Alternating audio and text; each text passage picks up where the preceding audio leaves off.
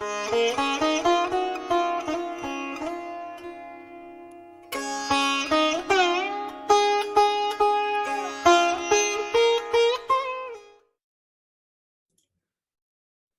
right. Well, welcome once again to White Lotus of Light, our conversation series. I've changed it from interview because things tend to be more conversational, and that's really how I like it. And I'm lucky enough today to have Rodrick from, oh my gosh, I'm going to get it wrong. My brain's freezing, from the Far Side of Midnight Spotify podcast. I get that right? You got it right. Yes, I got it right. And so viewers, you may notice I look like death warmed over. And the reason for that is I went through a really intense initiation, spiritual shamanic initiation, near-death experience where I was in the hospital for like 5 days with an ICU. And then I have some other really intensely personal stuff going on. Going through a divorce with someone I respect and love very much. And it's, we're working through things. No breakup is ever easy or without pain. And I think we both have pain and stuff. And so going through a divorce and just had this huge spiritual initiation. And so if I look pretty bad, well, that's why. Because you look great. You look great. Well, thank you. See, this is why I have Rodrick on, to lie to me and make me feel better. So yeah. Anyways, Rodrick is he's a jack of all trades, but also a master of many things. He's a martial arts instructor. He's a personal trainer. He's a practicing magician. He like me works with some Theurgic Magick and works with other systems as well. He does qigong. He has a very diverse and interesting background, which is what I'm going to actually open with questions wise here. But Rodrick's an amazing man, sort of a Renaissance man in certain ways. And I consider him a good friend, even though we've only known each other for a short period of time. But Rodrick, tell us a bit about yourself, and maybe like tell us a bit about your spiritual background, and feel free to go back as far as you want. So sure. Yeah. Okay. So my spiritual background, I can start with that. I would say that I've been on the spiritual path with intention for about 21 years, almost 22 years now, getting up there in age. But I actually came to being interested in spirituality from martial arts. I've been doing martial arts for about 30 years now. Wow. And somewhere in that, I've always been sort of drawn to, like, so when I was in martial arts as a kid, let me just go back that far. I was always interested in Eastern type of things. I would see Buddha statues and the incense. And I was just always really, really drawn to that all the time. We know that martial arts and our culture is very connected to Asia. So that was my first like love experience with spirituality. So when I got into spirituality about that time ago, I started exploring Zen and practicing Zen. I still practice Zazen today, but something deep in me wanted to know a little bit more about the esoteric. So I started diving into magic and got into Thelema, the AA, Rosicrucians. I mean, I got involved in some groups, some currents, connected to some currents, and I just started kind of just going from there and just learning more and more about myself and more about what I'm doing, and made lots of mistakes in there. I'm giving a very condensed biography about myself, but to where I'm at now, I still do practice martial arts.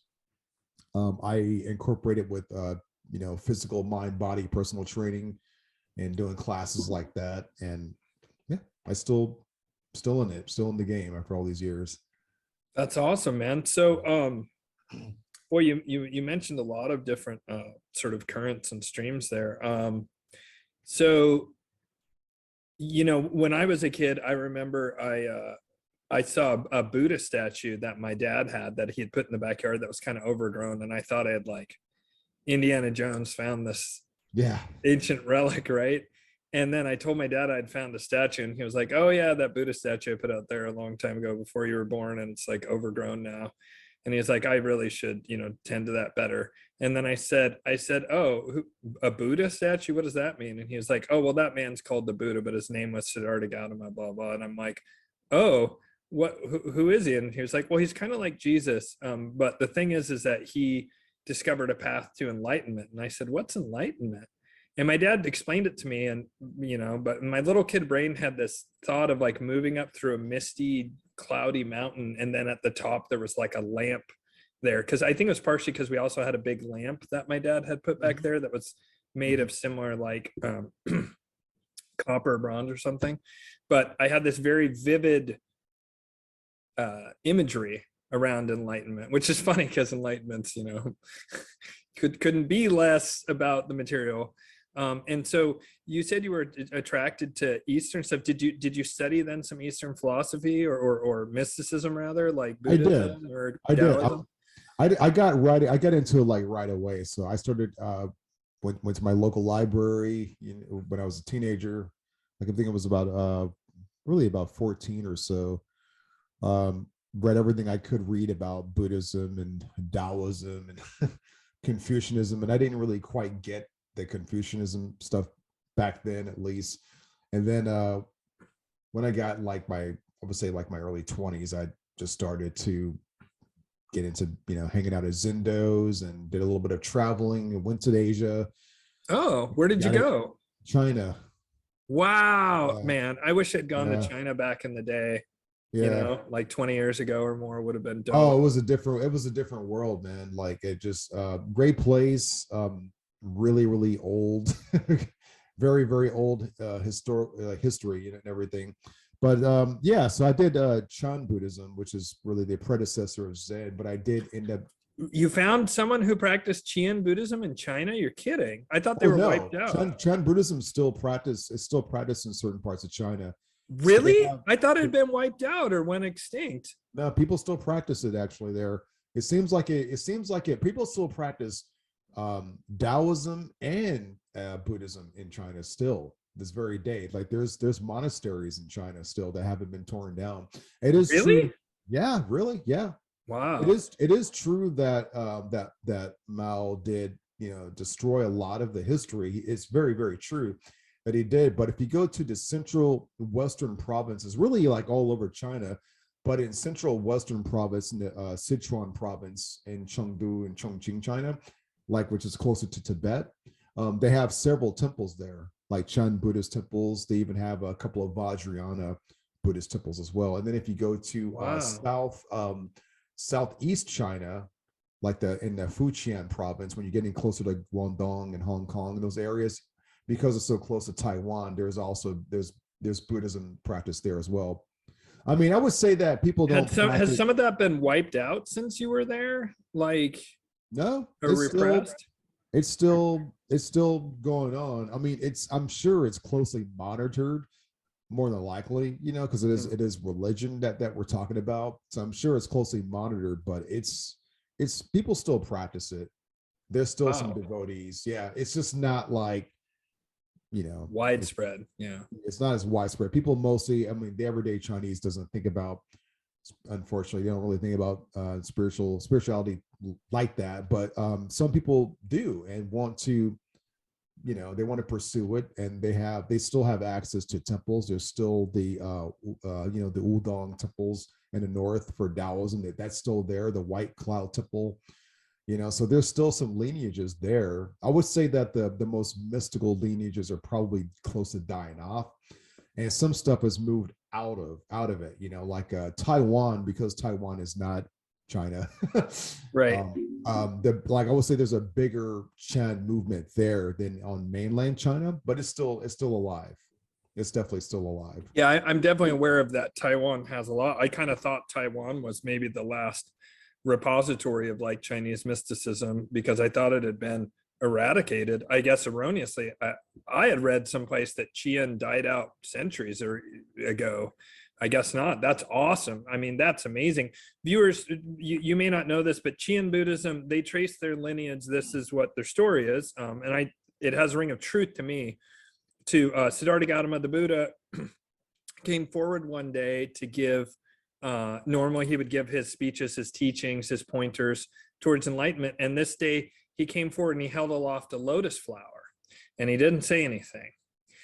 And most of his students were like very confused, waiting for him to speak, like trying to figure out, what does this mean? Everybody wanted to please the Buddha, like teachers and students very often are. And one of his students in the back smiled and maybe nodded, but at least smiled. And the Buddha then waited a little bit longer, and then, you know, people started rumbling like, what does this mean, blah blah. And the Buddha said, that student understood it and the rest of you did not. And they say that there was a direct transference that occurred from the Buddha to this student, and that then that direct transference happened throughout Qian Buddhism and eventually went to Zen Buddhism in Japan. And it's akin to the teacher is taking a candle that's within themselves, that's lit with some spiritual fire, and lighting the dormant candle within the student, is one way I've heard it described.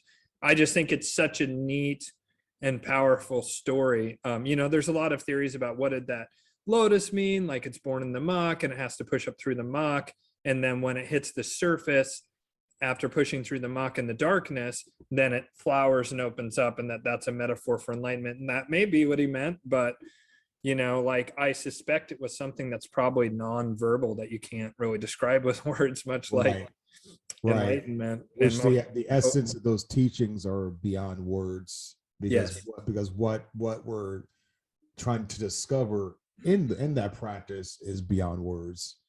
Which really, I mean, I was thinking about this yesterday, with all the ritual that we do, and when we talk about practicing magic or ritual for cultivation purposes, what we're aiming for is actually beyond words. Like there's a million and one theories out there on what God is or something, you know, or what we're aiming for, and all these different theories that we're talking about all the time. But in truth, though, there's no name for it. There's nothing that can be said about it. It's just something that's existing, that's here and now, that's going on, that, you know, that makes any sense. Yeah, it's, you know, it's a bit like the metaphor of we're a goldfish in a goldfish bowl, and how can you describe what exists outside of the house that the goldfish bowl is in? It's beyond the capacity of the goldfish to understand that.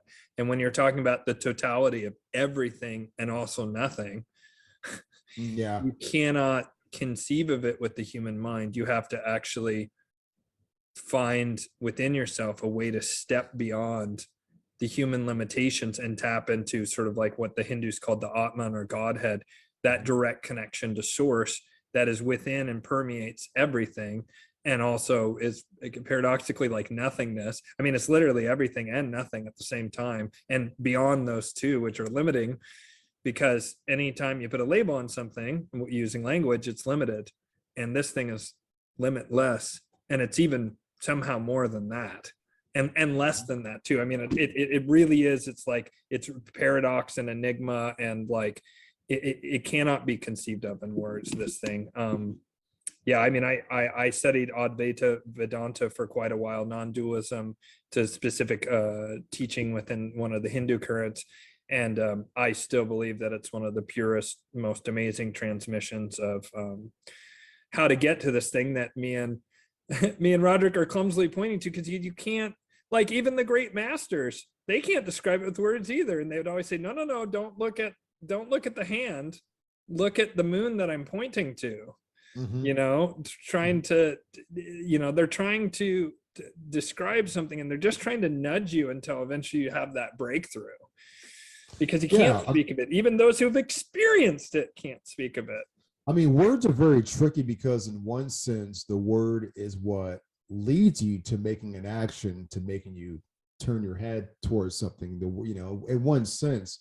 But in another sense, just there's a lot of confusion with words and etymology. And I love studying languages for fun and whatnot. You know, I made the mistake. Well, I shouldn't say a mistake, but I don't really go on Facebook discussion groups very much, but I actually did go on one quite recently, and it was a discussion on Kemetic spirituality. You know, different deities, and someone had posted it was just like a spiritual group on Facebook, but somebody had posted something specifically about Kemetic or Egyptian pantheons. And someone had posted a meme that had like all the main, you know, Egyptian pantheon, the main gods and goddesses from the Egyptian pantheon, you know, like Ma'at and Horus, but it had their Kemetic names and their Greek names next to all of them. And the person that posted this was trying to make a point. Hey, call them by their Kemetic names, not the Greek names. If you call them by the Greek names, it's the wrong names, and it can like lower your consciousness or something like that. And I had made a statement. I said, well, the word Kemetic comes from the word chem, which is actually a Hebrew term for meaning black, describing a soil. And then I told you the moderator and the individual that posted it, like, they made a mockery out of my statement with a bunch of laughing emojis, like I was talking like nonsense. And I said, no, if you do the research, the point I was trying to make was not like, hey, I know something you don't know. It's more like, if you do the research to any kind of name of something, you can go back really far. I was just making that point. Well, Egypt was a great civilization that was known by the Greeks, and it was also known by the Israelites. Everybody knew about it. People in the Ethiopian, area, the Horn of Africa, they all knew about it. It was a great civilization and whatnot. And I was just saying that, like, the original name for Egypt wasn't Egypt. It wasn't Kemet. It wasn't that either. More than likely, it was possibly Nubia. It was a part of Nubia. That might have been it. But that was one of the older names that just happened to stick with the civilization. That was the point I was trying to make, and that they, of course, believe me. So I said, fine, and then when the guy made a statement saying, I don't mean to drag this off. I'll sum it up. Oh, no. Go ahead. I'm listening. I'm interested. The individual said something. Well, he says, well, Hebrew, you said it was Hebrew, but we all know that the Hebrew language comes from Greece. It's like, what? No, I've never heard that in my life. It was no. And I because the Hebrew language comes from Greece. That's he was true. Misinformed. Yeah. So I wrote the word Kemet in the Greek writing for him, and I was like, it also means to bring together. There's like another kamatia. It was another word that means to bring together, and that's what the Greeks wanted with Egypt, or they wanted to bring their civilization there and kind of connect the two and have amazing knowledge. That was the whole point. That's all I was trying to share. So I guess I was making my long-winded point that language is very tricky, as we can see. It's so tricky that many people misunderstand it all the time.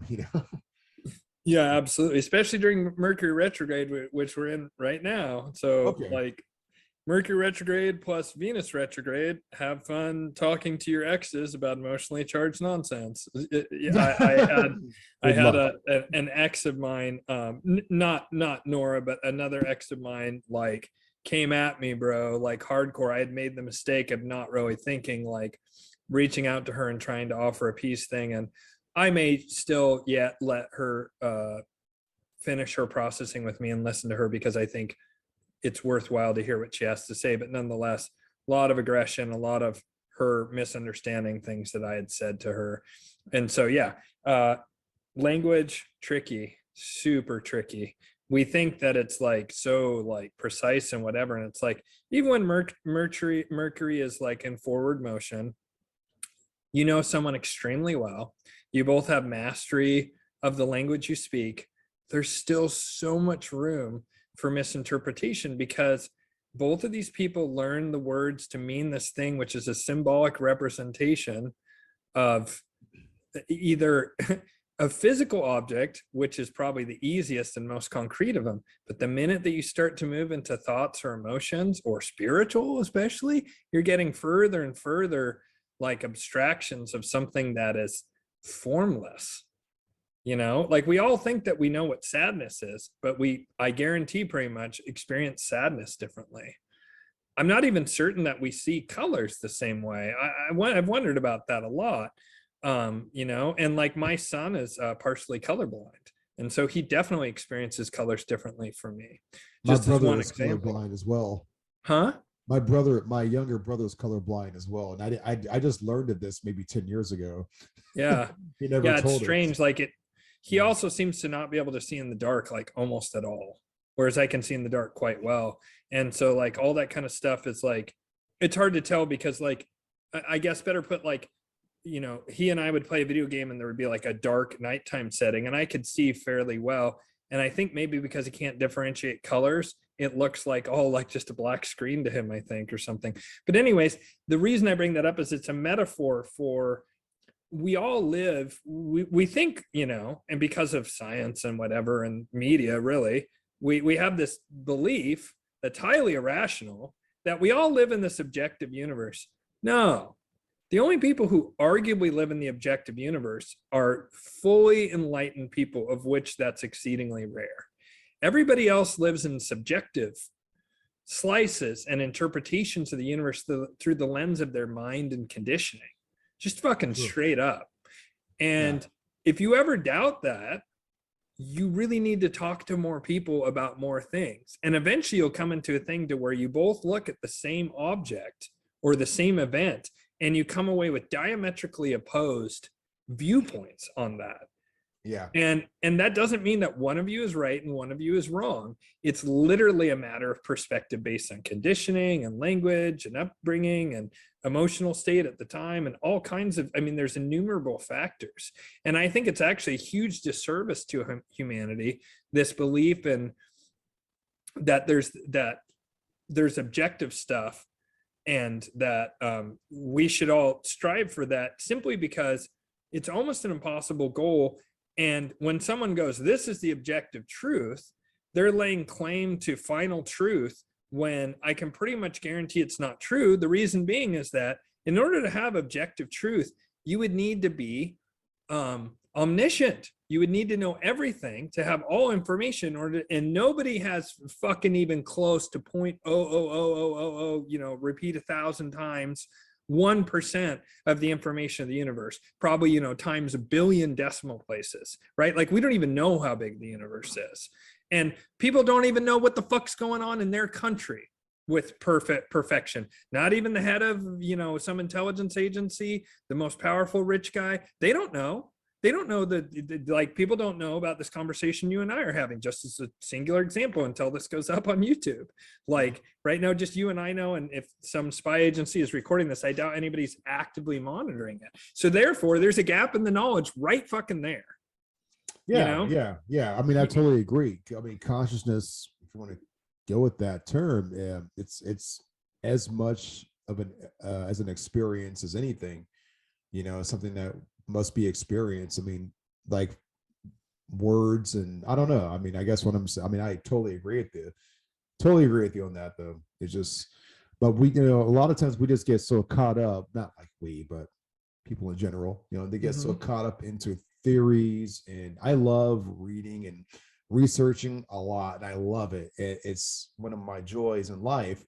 But I also know at the end of the day that it's meaningless unless actions put behind it and experiences, you know, come from it, some kind of experience in something, you know, because I mean, once you learn one theory, there's always another one. There's always like 10,000 more to learn about the same subject. It's like, you're never going to learn everything about that. And that's like, when we talk about spiritual things or magic or occult things, even though I do this on the podcast all the time, when it comes to the work itself and the application, I'm more interested in like what did you learn from that?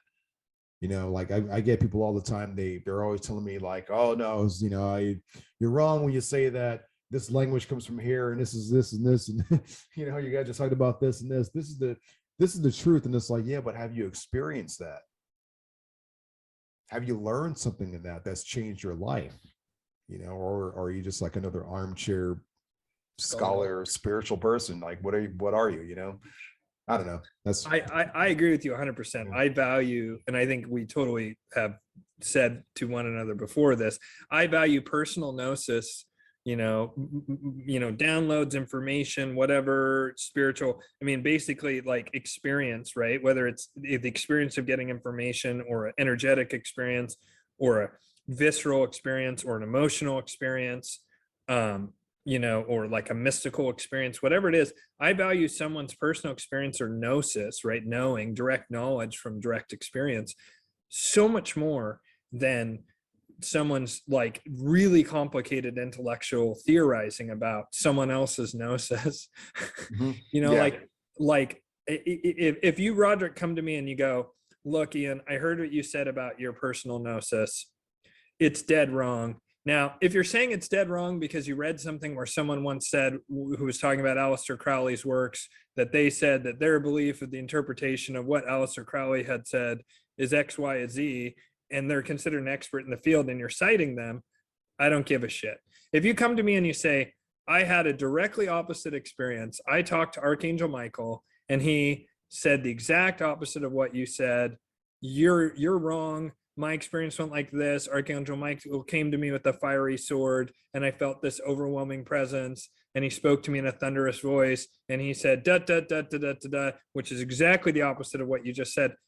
Wow, I'm going to give that way more credibility than someone who agrees with me because of some intellectualization of someone else's experience. If you want to talk to me about your experience and maybe intellectualization you had on top of that experience that you had, to where you've like kind of like been like, I think that I can extrapolate a bit from this experience I had, hey, that I'm interested in. But all spiritual traditions, all secret societies and mystery schools that have a spiritual core that are passing on like talents and abilities and psychic gifts and whatever kind of initiations, and like we were saying earlier, that direct transference, that always starts at some point with someone's personal gnosis, whether it was Siddhartha Gautama's or Roderick's or mine or you, viewer.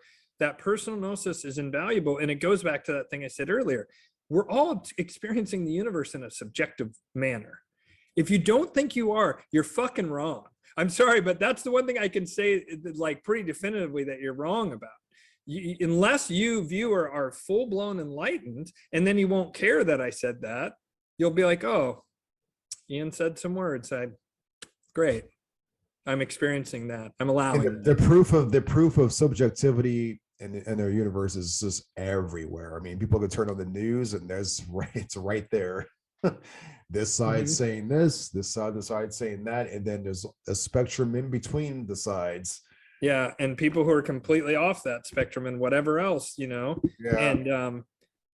And people think that that's only happens with people who are insane, like, someone who's a schizophrenic or something. And it's like, no, bro, you think that because the rulers of the world want you to believe that their objective truth is objective truth when it's a subjective truth. They may or may not realize it's a subjective truth, but they're using it to push forward their agenda. That's why you think that. Yeah. Because someone's selling you something. And it's bullshit. Whether it's you selling it on yourself that I'm the sole holder of objective truth, or someone else is saying it, it's not fucking true. It cannot be, because they don't have complete information. They're not omniscient. It just doesn't happen like that. I mean, that's why one of my favorite, I'm a big movie buff, and one of my favorite films is Rashomon by Akira Kurosawa. I love that film. Is that the one where they replace the guy who's died, like the shogun or something has died, or the warlord has died, and they replace him with another one? Is it that one? Oh man, I'm thinking of a different. No, you're thinking of Run. Oh, sorry. Yeah, okay, Run's remind me the plot of Rashomon's the one from it was from 1950. It's based off of a novel, like the thief, the woodcutter, and the monk, and they witness a murder, and they have to it's all their different stories, like the same event, but completely different experiences from each of them. Like totally, like not even the same experience. When the woodcutter goes out to gather wood, he finds the dead girl on the ground, says, okay, bandits attacked them, this is what happened. But everyone else has a completely different experience of that same event. And that's what the whole movie's about. Like, no one was right and no one was wrong. So I just thought that was quite a brilliant narrative with that, though. It's like, because that's pretty much everything, Yeah, and I mean, I'm not even sure that things like video is accurate. And here's why. So you look at a video, two different people can look at the exact same video and come away with a different conclusion. You can't escape the screen of mind unless you're enlightened. You just can't. And so it doesn't matter if you're looking at objective facts. The minute it goes into you, it's like we all have a lens you know, which is the lens of mind, and the light comes through that lens and it refracts and change. And we all have a different lens or prism, whatever you want to call it. But it's like we have a lens that's between us and information, that's our mind. And the minute the information passes through that, it changes. And that lens is our cultural background, our conditioning, our emotional state at the time, our level of intelligence, our level of education, which can be a limiter, by the way, and actually not helpful. It's just like the culmination of the entire human experience. I would even add in, from my personal point of view, that past lives come into it. And so, I mean, you have this super complicated filter lens that is guaranteeing, because we're all unique, even twins, that it's guaranteeing that you're gonna have a fucking different view on a thing. That doesn't mean that you'll be able to find people, because their conditioning or whatever similar to yours, that are going to agree with you to a large degree. You're never going to meet anyone ever who agrees with you lockstep on everything, unless you're like terrorizing them into that. Mm-hmm. Which is exactly why governments do that. But anyways, I just think it's important to understand. What's that? So yeah, I definitely agree with that. It's pretty difficult. And so, Rodrick, you were talking earlier about cultivation, using magic for cultivation. And I wanted you to get back to that. And I know that we talked off camera that you were talking about the difference between magic for material results versus magic for like spiritual enrichment or development or whatever. And would you elaborate on that a bit? Yeah, sure. So this is something that I talk about quite often with other people. Because I'm a content creator, so it comes up quite often. Like why, like people have been like, why do you do magic? Like, what is magic for you? And I'll just say, magic for me it's a part of my system of cultivation. And what I mean by that is I use magic for spiritual sustenance. So that is to increase my awareness, not only not just psychically, but to also peer inside and see my shadow. Maybe there's something I want to work on myself. When you do enough magic, certain things will just pop up naturally and will grab your attention. And then when you go back and do meditation or ritual, you can see in that moment, where you need to kind of balance more things. So magic. When I say magic as a part of a system of cultivation, I would kind of put that in the same line as like with Buddhism. They would say, you practice, it's your dharma. You do it so that you can, I mean, I hate to say reach enlightenment, but something kind of like that, I guess. Self-realization, just like knowing the most divine part of yourself. So magic can really be a great tool for that, not just let me manifest some money for a few dollars. Let me work with planet Jupiter, give me some extra money for this.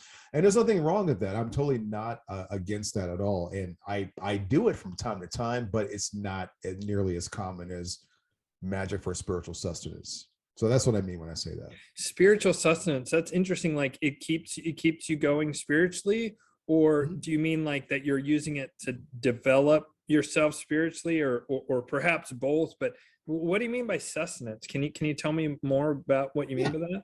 Yeah. So we feed our physical body. Sure. We work out, we exercise, we put water in our body, but like our spirit also needs sustenance, even though it's immortal, right? The real part of yourself is an immortal being, but it needs attention.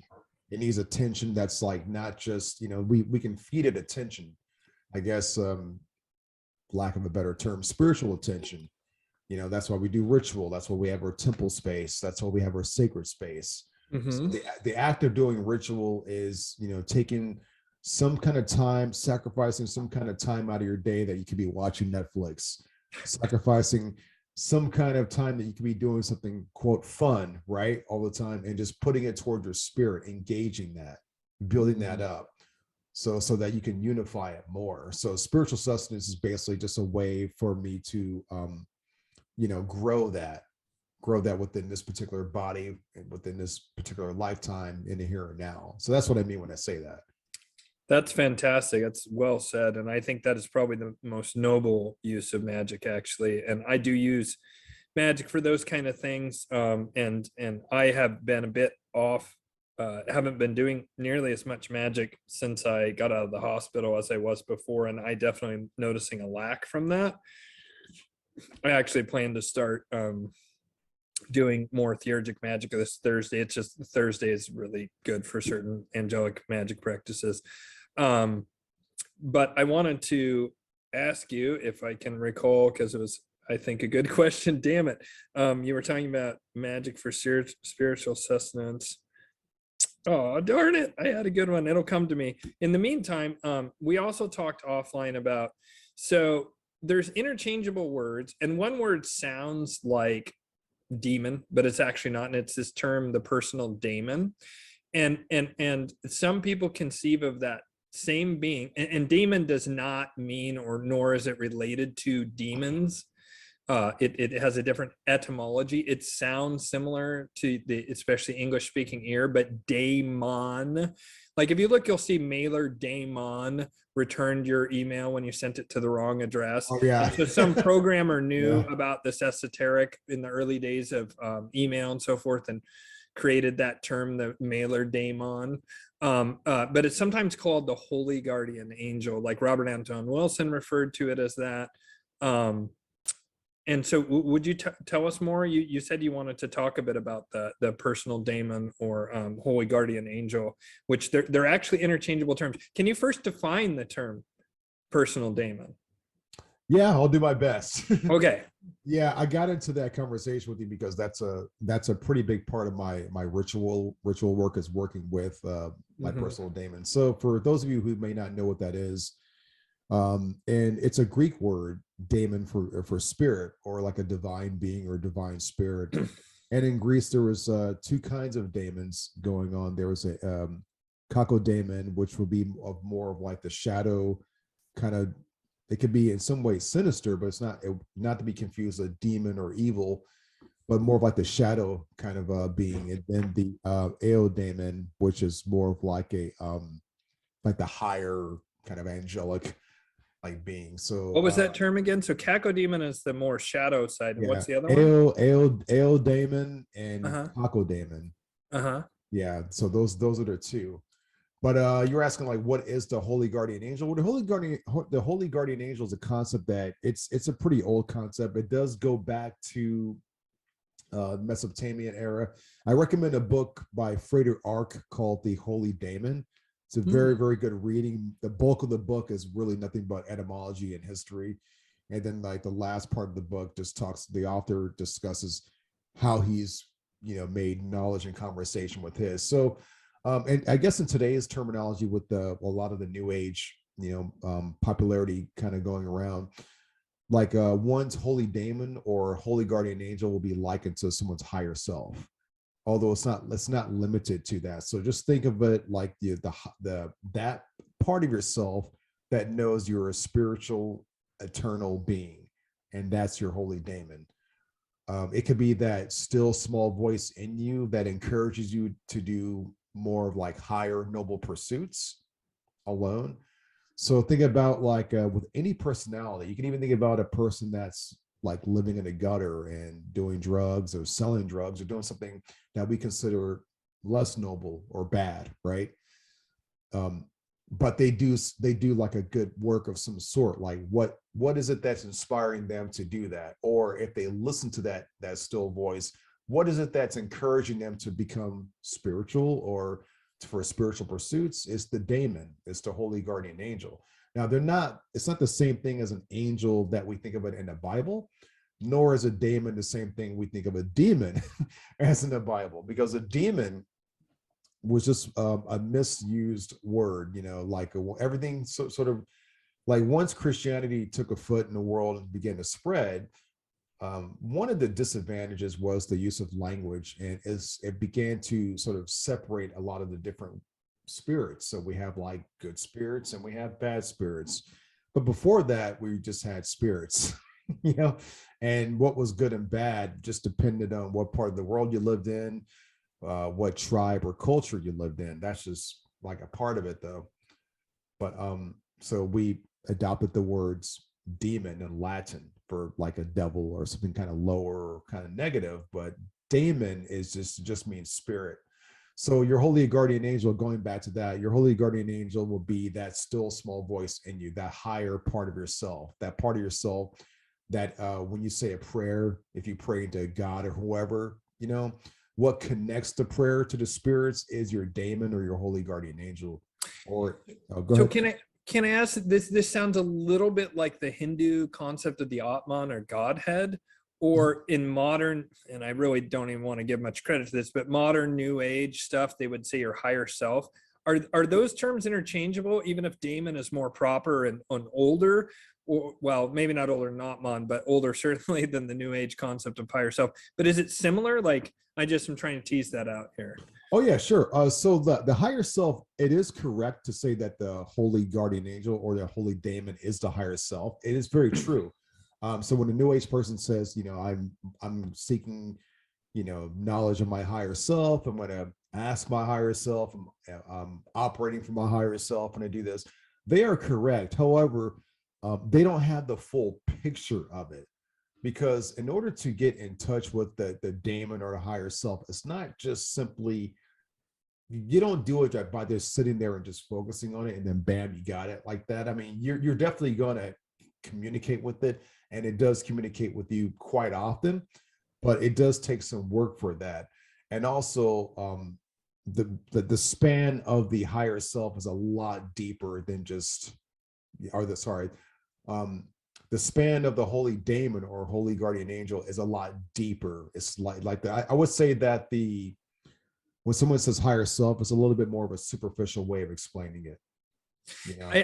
I agree. So then, question: you are you saying that it's a separate entity from yourself? That it's a wholly separate, like I don't know, conscious entity from yourself, or is it like this seems to me that it has more of an intelligence to it, or a free will, or some kind of consciousness to it that is separate from the individual, as opposed to, say, the Atman as almost like an unconscious direct conduit to God. That's a really poor explanation of the Atman, but it's That's a good one. so it sounds to me like you're describing something that's its own entity that exists separately from the human, but then interacts with the human because almost they've been like assigned to it, like the old school, like 50s angels, where there's the guardian angel sending it down to be Billy's guardian angel. Oh boy, I've just got my wings, blah, blah, blah. It's That, something kind of like that, actually. but not as cheesy. Not, right. It is something kind of like that. So it definitely is separate. It's separate from the human ego, because like they're like, when we say, I mean, that's a really, really good question. And I say that because most of us don't really think about what the human being actually is. You know, the 99% of people, probably maybe a little bit less than that, but maybe then again, maybe 99%, would say that the human being is a physical body, the brain, the cravings, the thinking mechanisms, and that's the human being. And then there's some of us that say that plus a soul, right? We all say we have a soul, and a soul is who we really, really are. So when I started getting in touch with doing ritual for the holy daemon, it always seems like a separate being, because it really is a separate type of consciousness, but it is attached to you.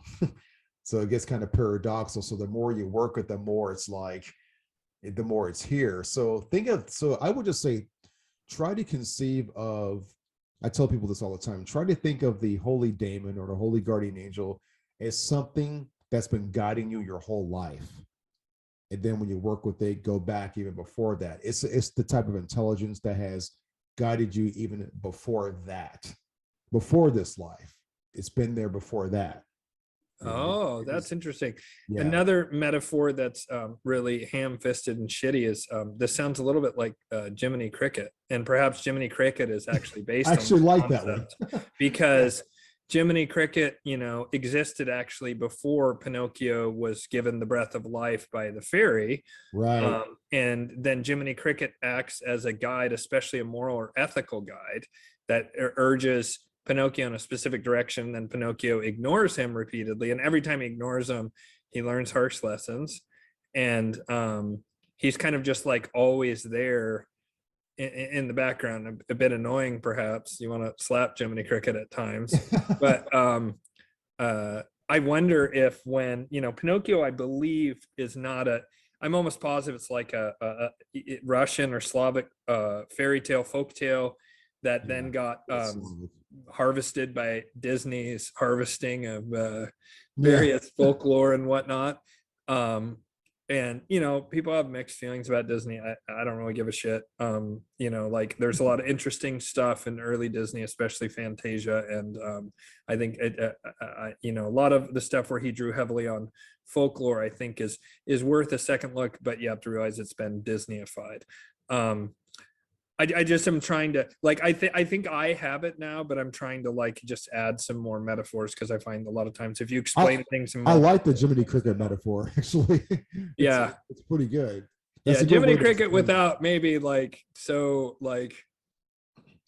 kind of obnoxious. He's a little obnoxious at times. He's just a little overly earnest and kind of bossy and kind of a also I'm certain that he wouldn't have operated the same way in the original, if he even existed, I don't know, in the original Russian or Slavic or whatever folklore.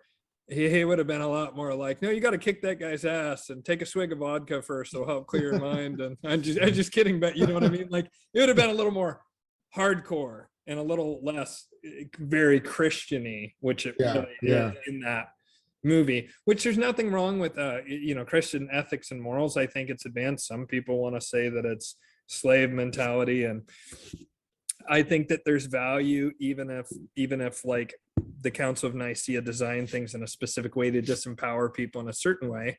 There still was fragments of the teaching of Yeshua that hey, did you see that funny YouTube thing I posted? There is no white Jesus. Did you get to watch that? Yeah, isn't that great? That's fantastic. That, yeah. Look that up, by the way, viewers. There is no white Jesus. BBC.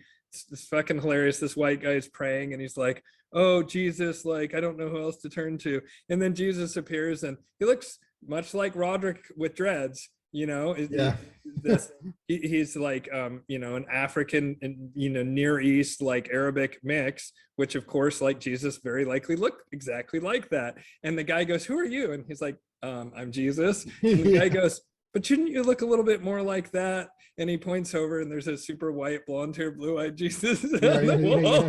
And which goes back to the whole cultural thing we were talking about earlier, and things getting filtered through mind and local religion, because there's also Korean Jesus and whatever. But it's funny because the guy then is still like kind of struggling with this. And at one point he goes, would you like me to fetch white Jesus? And he's like, oh, could you? And he's like, no, there's no white Jesus. Like, God damn it. I'm gonna have to watch that again. It was funny. I sent that to one of my friends though, because like a good friend of mine, he's I think I might have told you about him. He's born Jewish and we've been friends for like almost 30 years. Oh yeah. Really long time, but like I always make jokes about God being black. But there's a point when I say that I'm not saying God really is black or African descent. Then no, I'm not saying that at all. There's a point to me saying that. Right. When it comes to like how light comes from darkness, dark energy, dark matter, things like that. And then there's the feminine principle of creation. When you add that together, God's a black woman. But not literally a black woman, but just a metaphor. And I just say it's funny. I've heard people say that before, that God is a black woman. And, usually it's couched in some kind of the first humans, as far as we know, were black. And women are like creation, whatever. Women are like what humans come from. It's sort of a chicken and egg thing. Was there a woman first, or was there, a male child born that then I guess maybe bred with his mother and then created, which is little Yaldabaoth Gnostic Christian, interestingly enough, almost with Sophia and Yaldabaoth. But we don't really know, but the fact that probably the original human was quite at least 50% chance was a black woman makes some sense then. But I like what you're saying, that you're talking about the metaphor of that there's darkness initially, and then from that darkness then comes light and all the rest of creation. And that because it's almost a void or an emptiness, that's akin to the womb. And so God being a black woman, if you look at it from that point of view, is really that is actually a really interesting metaphor. All I was going to say earlier is that the teachings of Yeshua which we call by Jesus now, I think there's just tremendous value. And my personal belief, and I don't mean to offend any viewers, and I honor yours, is that Yeshua or Jesus was an enlightened being or ascended master who also is, and this is very specific to my gnosis and personal belief, that he was an emissary of what the deity, the earthbound deity I call the Most High, which is the other end of the bar magnet. If you often hear me rant on this channel and elsewhere, if you follow my stuff about Moloch, who's kind of like the Lord of the Pit, the lowest of low vibration. But the other end of that bar magnet of duality is the Most High that's super harmonious, brings everything in, whatever, and that we've lost that name, and that's the name that the rabbis or the Jews are trying to recover that's been lost. And I would argue that Judaism was at some point hijacked by a syncretic god who's a war god known as Yahweh, and that Yahweh is not the Most High. Yahweh is not the ruler of the celestial realms. Absolutely not. Those energies are very different, and that we've sort of lost that, and that I would argue that in a certain sense, Buddha, Pythagoras, Lao Tzu were all emanations or humans that somehow connected through the enlightenment process directly with the Most High. And some of these people, even like the Buddha and so forth, almost even took it a step further to where they're like talking about now the real ultimate large G God, which is beyond anything on this earth. But as far as the ruler of the celestial realms, that's a being that I have been instructed to call, because that name has not been revealed to me, the Most High, and that being is not Yahweh, and that I believe that Jesus was trying to give people, or Yeshua was trying to give people pointers towards liberating themselves from materialism and moving towards spirituality. And he appears a few hundred years after the nadir of the lowest point of where the descending Kali Yuga meets the ascending Kali Yuga, which is roughly around the time, interestingly enough, of King Solomon, who I also believe, and I know the historical thing is very questionable on this, I believe King Solomon was a historical figure. He probably had a different name. We've probably lost that name, just like, you know, Yeshua is even somewhat speculative name-wise. But I absolutely believe both of these people existed and were very important figures that I think resonate to this day. And I think that there's a lot of value in the fragmentary teachings of Yeshua, despite the fact that then later the Council of Nicaea came along and selectively trimmed out tons of the books of the Bible, anything that empowered women, anything that empowered the individual to connect directly with God, like Yeshua was constantly saying. If you read the apocryphal teachings or the stuff that was lost, or like they found sealed jars with like 100 AD fucking records, which is the purest that we're going to get, or like the Ethiopian Bible has like way more many more additional chapters, or whatever you call it, whatever they call it, like Book of John, stuff like that. They have many more of those. What's that? Gospels. Thank you. Yes, yeah. That's the correct term. So like, you know, there's no definitive, it goes back to that objective subjective thing. There's no definitive anything about that, but I believe there's a lot of value to that. I believe that Yeshua is like a very important spiritual teacher that continues to impact the world this day. Unfortunately, that figure was latched onto by the Roman Empire in order to create a religion that was very mind control based. But even with all that nastiness injected into it, you know, and some people say it was other groups other than the Roman Empire that were pulling the strings. I don't want to get into that. It doesn't matter who was behind the Council of Nicaea and the creation of Christianity in the way that we know it via the Vatican and then later separations.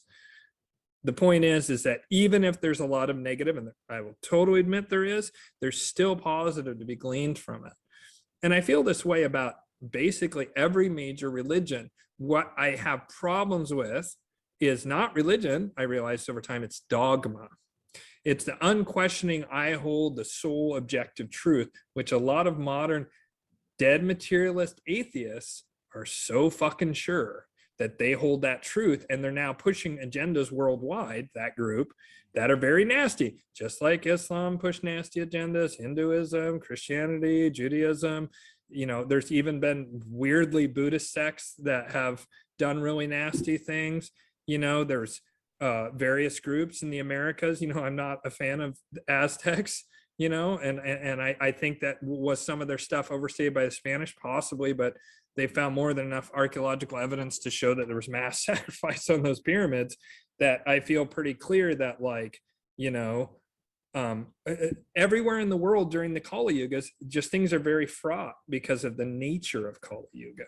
And so anyways, I just wanted to say all that stuff because I know that for a lot of people, the you know, Christianity, people have a really strong reaction to it, either hyper positive and this is the one truth, or hyper negative, oh, that's slave mentality, that's weak, fuck those people, they're horrible, they're a cause of all the world's problems, you know, whether they're atheists or like reactionaries who were like left-hand pathers now because their parents were Christian and abusive or whatever. People, it's a wildly divisive religion.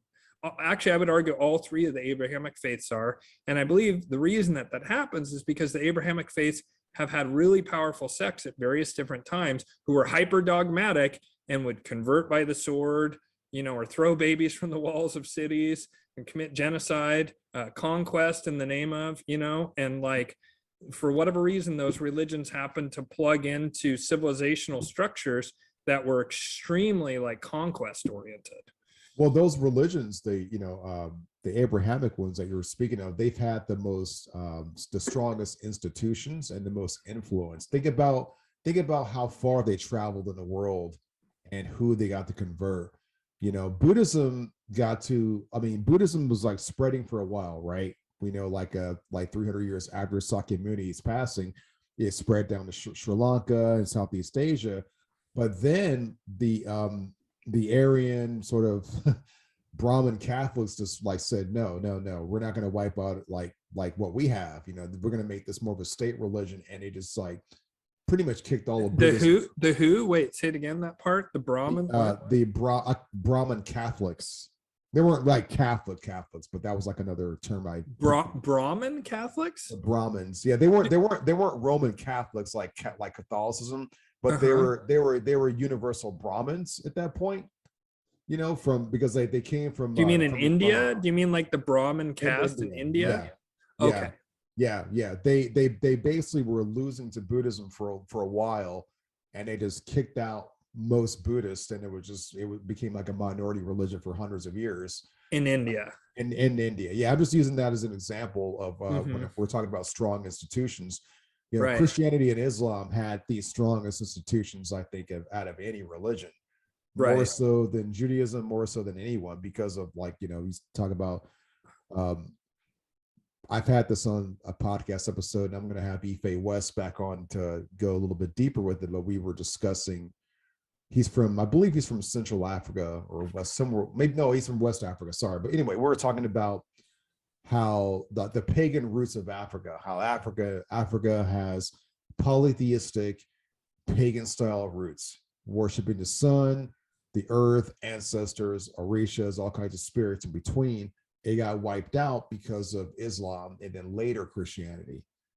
You know, because there's such a strong influence behind the Abrahamic religions. They were just able to travel and, you know, set up shop in any of these nearby cities and convert everybody to them, whether it's by the sword, whether it's by whatever reason they were able to do it. They were able to do it much more than any other kind of religion in the world. And when you think about in Europe with paganism being wiped out, like all the different pagan kind of folk religions, like most of the stories and epics that we have about those religions, let's take like the Norse, like the the Havamal, or I don't even know if I'm saying it right, like the Norse epic. It was, you know, they're written by Christians, like all of them, you know, just to show how strong of an influence that they've had. So yeah, no wonder we've had a hard time with trying to change our mind about Christianity, unfortunately.